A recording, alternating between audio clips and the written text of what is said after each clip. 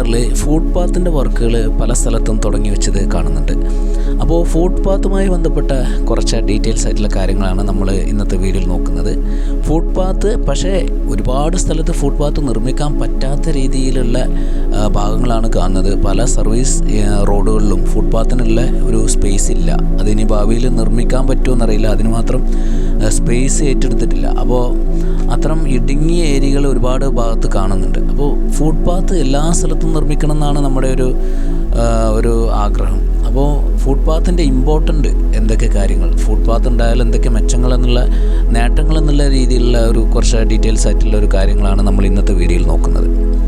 പ്രത്യേകിച്ച് ബേസിക് ആയിട്ടുള്ള കാര്യം എന്ന് പറയുന്നത് സുരക്ഷിതമായിട്ടുള്ള കാൽനട യാത്രക്കാർക്കുള്ള ഒരു യാത്രാ മാർഗ്ഗമാണ്. അപ്പോൾ ബേസിക്കായിട്ട് നമ്മുടെ വാഹന ഗതാഗതത്തിന് അപ്പുറം ബേസിക്കായിട്ട് കാൽനട യാത്ര എന്ന് പറയുന്നത് വളരെ ഇമ്പോർട്ടൻ്റ് ആയിട്ടുള്ളൊരു കാര്യമാണ്, നമുക്ക് എല്ലാവർക്കും അറിയാം.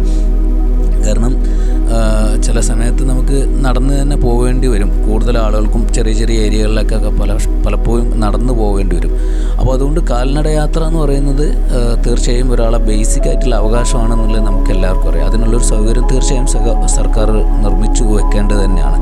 അപ്പോൾ ഇതിൻ്റെ ഒരു കാര്യം എന്ന് പറയുന്നത് മറ്റു വലിയ ഇമ്പോർട്ടൻ്റ് എന്ന് പറയുന്നത് മെയിൻ ഹൈവേയിലൂടെ ഇപ്പോൾ ആളുകൾ നടന്നു പോവുകയാണെങ്കിൽ അതിൻ്റെ ഒരു അപകട സാധ്യതയും അപകടം ഉണ്ടായാൽ അതിൻ്റെ ഒരു പരിണിത ഫലം എന്ന് പറയുന്നത് വളരെ ഡേഞ്ചറായിരിക്കും. അപ്പോൾ അതുകൊണ്ട് തന്നെ മെയിൻ ഹൈവേയിലൂടെ എന്തായാലും പിന്നെ കാൽനട യാത്രക്കാർക്ക് പോകാനുള്ളൊരു സൗകര്യം ഉണ്ടായിരിക്കില്ല, നമുക്കറിയാം. അപ്പോൾ സർവീസ് റോഡുമായി ബന്ധപ്പെട്ടാണ് ഈ ഫുട്പാത്ത് എല്ലാ സ്ഥലത്തും നിർമ്മിക്കുന്നത്.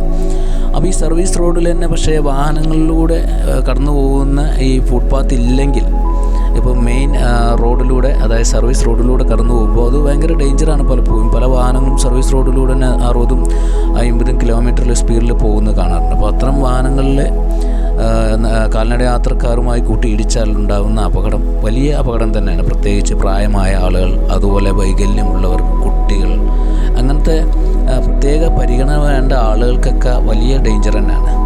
അപ്പോൾ അതുകൊണ്ട് പിന്നെ അതുപോലെ തന്നെ ഗതാഗത കുരുക്കും ഈ പറയുന്ന സർവീസ് റോഡിൽ കൂടുതലായിട്ടുണ്ടാവും. ആളുകൾ സർവീസ് റോഡിലൂടെ തന്നെയാണ് നടക്കുന്നതെന്നുണ്ടെങ്കിൽ, കാരണം ഇവർ അങ്ങോട്ടും ഇങ്ങോട്ടും കറങ്ങുന്നതിന് വേണ്ടിയിട്ടും മുറിച്ച് കിടക്കുന്നതിന് വേണ്ടിയിട്ടും പിന്നെ സൈഡ് ഭാഗങ്ങളിലൂടെയൊക്കെ നടന്നു പോകുമ്പോൾ അത് മറ്റു വാഹനങ്ങൾക്ക് അവരെ കൂടുതൽ ശ്രദ്ധിക്കേണ്ടി വരുമ്പോൾ അവർക്കതിനു വേണ്ടിയുള്ള രീതിയിൽ സ്ലോവിലായിരിക്കും വാഹനം ഓടിക്കാൻ പറ്റുള്ളൂ.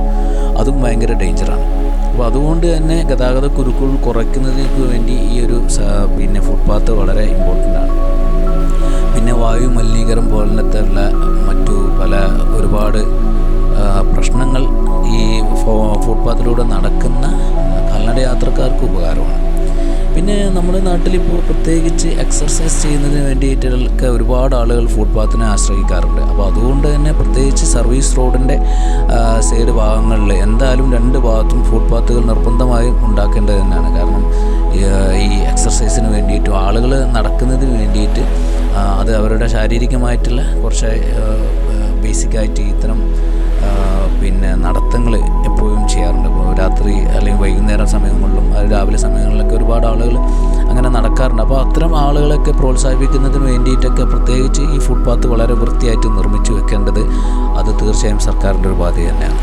പിന്നെ അതുപോലെ സാമൂഹികമായി ഇത്തരം ആളുകൾ ഇങ്ങനെ നടന്നു പോകുമ്പോൾ ചില സമയത്ത് ചിലപ്പോൾ കുറച്ച് നിന്നിട്ട് കുറച്ച് നേരമൊക്കെ സംസാരിക്കേണ്ടി വരും. അതിപ്പോൾ റോഡിലാണെങ്കിൽ അതൊക്കെ ഭയങ്കര ഡേഞ്ചറാണ്, കാരണം ശ്രദ്ധ നഷ്ടപ്പെടാൻ സാധ്യതയുണ്ട്. പക്ഷേ ഫുട്പാത്തിലാണെങ്കിൽ കുറച്ച് നേരമൊക്കെ ഇങ്ങനെ സംസാരിച്ച് നിന്നെന്ന് വിചാരിച്ച് അത്ര വലിയ ഡേഞ്ചർ ഉണ്ടാവില്ല. അതുപോലെ തന്നെ ഹൈവേയുടെ വളരെ ബേസിക് ആയിട്ടുള്ളൊരു സംഭവമാണ് അതിൻ്റെ ഒരു ക്വാളിറ്റി ഉണ്ടല്ലോ, ഒരു സൗന്ദര്യം എന്നൊക്കെ പറയാൻ പറ്റും. അപ്പോൾ ഇതൊക്കെ ഈ ഒരു ഹൈവേയുടെ സൗന്ദര്യം എന്നൊക്കെ പറയുന്നത് ഈ ഫുട്പാത്ത് എല്ലാ സ്ഥലത്തും നിർമ്മിക്കുമ്പോൾ, അതുപോലെ തന്നെ ഇൻ്റർനാഷണൽ ലെവലിലുള്ള ഹൈവേകളിലൊക്കെ പല സ്ഥലത്തും ഈ സൈക്ലിങ്ങിന് വേണ്ടിയുള്ള സൈക്കിൾ ഓടിക്കുന്നതിന് വേണ്ടിയുള്ള സ്പേസ് ഉണ്ടാവാറുണ്ട്. അതുപോലെ തന്നെ ഫുട്പാത്ത് വേറെ ഉണ്ടാവും, സർവീസ് റോഡ് വേറെ ഉണ്ടാവും, പിന്നെ മെയിൻ ഹൈവേ ഉണ്ടാവും. അപ്പോൾ അങ്ങനെ 3-4 ഘട്ടങ്ങളായിട്ട് ഏരിയകളുണ്ടാവും. ഈ പറയുന്ന സംഭവങ്ങളൊക്കെ ഉണ്ടാവും. അപ്പോൾ ഫുട്പാത്ത് എന്തായാലും നിർബന്ധമായ കാര്യം തന്നെയാണ്. അപ്പോൾ എല്ലാ സ്ഥലത്തും ഫുട്പാത്ത് വേണമെന്നാണ് പറയുന്നത്. പക്ഷേ നമ്മുടെ NH-66 പല സ്ഥലത്തും ഫുട്പാത്ത് നിർമ്മിക്കാൻ പറ്റാത്ത രീതിയിലാണ് സർവീസ് റോഡ് കടന്നു പോകുന്നത്. അപ്പോൾ അത്തരം ഏരിയകളിൽ വലിയ പ്രശ്നം തന്നെ ആയിരിക്കും. പിന്നെ അതുപോലെ തന്നെ വീൽ ചെയറിന് സഞ്ചാരമായ രീതിയിലായിരിക്കണം ഈ സർവീസ് റോഡൊക്കെ ഫുട്പാത്തൊക്കെ നിർമ്മിക്കേണ്ടത്. അതായത് വളരെ വീതി കുറച്ചാവരുത്. നിലവിലിപ്പോൾ നമ്മുടെ ഫുട്പാത്തിലേക്ക് ആ ഒരു ലെവലിലുള്ള വീതിയൊക്കെ കാണുന്നുണ്ട്. അത്യാവശ്യം ക്വാളിറ്റിയിൽ തന്നെയാണ് നിർമ്മിച്ചു വെച്ചിട്ടുള്ളത്. അപ്പോൾ ആ ഒരു ലെവല് എന്തായാലും വേണം. അത്യാവശ്യം കുഴപ്പമില്ലാത്തൊരു മിനിസവും കാര്യങ്ങളൊക്കെ വേണം. പിന്നെ അതുപോലെ സിഗ്നലുകൾ ഫുട്പാത്തിലുള്ള ആളുകൾക്ക് പെട്ടെന്ന് ആക്സസ് ചെയ്യാൻ പറ്റണം. അതും ഇമ്പോർട്ടൻ്റ് ആയ കാര്യമാണ്. കാരണം മുന്നിൽ ഇനി വരാനുള്ളത് ഏതാണെന്നുള്ളത് പിന്നെ നടന്നു പോകുന്ന ആളുകൾക്ക് പെട്ടെന്ന് മനസ്സിലായാൽ അതൊരു ഉപയോഗം തന്നെ ആയിരിക്കും. പ്രത്യേകിച്ച് ഇപ്പോൾ നമ്മളെ അംഗപരിമിതികളിൽ കാഴ്ച കുറവുള്ള ആളുകൾക്ക്, അങ്ങനത്തെ ആളുകൾക്കൊക്കെ പ്രത്യേകിച്ച് ഇത്തരം ഓഡിയോ പോലെയുള്ള സൗകര്യങ്ങളും ഓഡിയോ മുന്നറിയിപ്പ് പോലെയുള്ള ശബ്ദ മുന്നറിയിപ്പ് അതുപോലത്തെ കാര്യങ്ങളൊക്കെ ആണെങ്കിൽ വളരെ നന്നായിരിക്കും. അതോടൊപ്പം തന്നെ പിന്നെ തണലൊക്കെ കിട്ടുന്ന രീതിയിൽ നമ്മുടെ ഫുട്പാത്തിൻ്റെ കുറച്ച് ഏരിയയിൽ മരമൊക്കെ നടാൻ പറ്റുന്ന ഏരിയകളും കൂടി ഉണ്ടായാൽ അതും സൂപ്പറായിരിക്കും. പിന്നെ വെളിച്ചം ഏതായാലും കിട്ടുന്ന രീതിയിൽ തന്നെ ആയിരിക്കും നമ്മുടെ ഒരു ഫുട്പാത്ത് നിർമ്മിച്ചു വെച്ചതെന്ന് മനസ്സിലാകും. എന്തായാലും ഈ ഇത്തരം നല്ല അത്യാവശ്യം വൃത്തിയായിട്ടൊരു രീതിയിൽ ഫുട്പാത്ത് നിർമ്മിച്ചു വെച്ചാൽ മാത്രം പോരാ, അത് വൃത്തിയായി ഒരു എല്ലാ പ്രാവശ്യവും സൂക്ഷിച്ചു വെക്കാനും നമുക്ക് പറ്റണം. അതാണ്. അപ്പോൾ ഏതായാലും നമ്മൾ ഇന്നത്തെ ഈ ഹൈവേയിലുമായി ബന്ധപ്പെട്ട് ഫുട്പാത്ത് പല സ്ഥലത്തും NH-66 കാണുന്നില്ല. അത് വളരെ ഇമ്പോർട്ടൻ്റ് ആണ്. അത് എന്തുകൊണ്ടാണത് കാണാത്തതെന്നറിയില്ല. സർവീസ് റോഡ് തന്നെ പല സ്ഥലത്തും ഇടുങ്ങി പോകുന്നത് കാണാറുണ്ട്. ഇത്രയും ഒരുപാട് വലിയ എക്സ്പെൻസ് ചിലവാക്കിയിട്ട് നിർമ്മിച്ചു വെക്കുന്ന ഈ ഹൈവേയുടെ കുറച്ച് ഏരിയ കൂടി ഏറ്റെടുത്തുകൊണ്ട് അവിടെ ഫുട്പാത്തും അതുപോലെ തന്നെ സർവീസ് റോഡ് വൃത്തിയായി ഈ മീറ്ററും കൊടുക്കാൻ പറ്റണം എന്നുള്ളത് ഭയങ്കര ഇമ്പോർട്ടൻ്റ് ആണല്ലോ. ഇത്രയും എക്സ്പെൻസ് ചിലവാക്കിയിട്ട് വളരെ കുറഞ്ഞ കാര്യങ്ങൾ എന്തുകൊണ്ടാണ് അവോയ്ഡ് ചെയ്യുന്നത് മനസ്സിലാക്കുന്നില്ല. എന്തായാലും ഇത്തരം ഫുട്പാത്തിൻ്റെ ഇമ്പോർട്ടൻ്റ് മാത്രമാണ് നമ്മൾ ഈ വീഡിയോ കൊണ്ട് ഉദ്ദേശിച്ചത്. അടുത്ത വീഡിയോയിൽ വീണ്ടും കാണാം.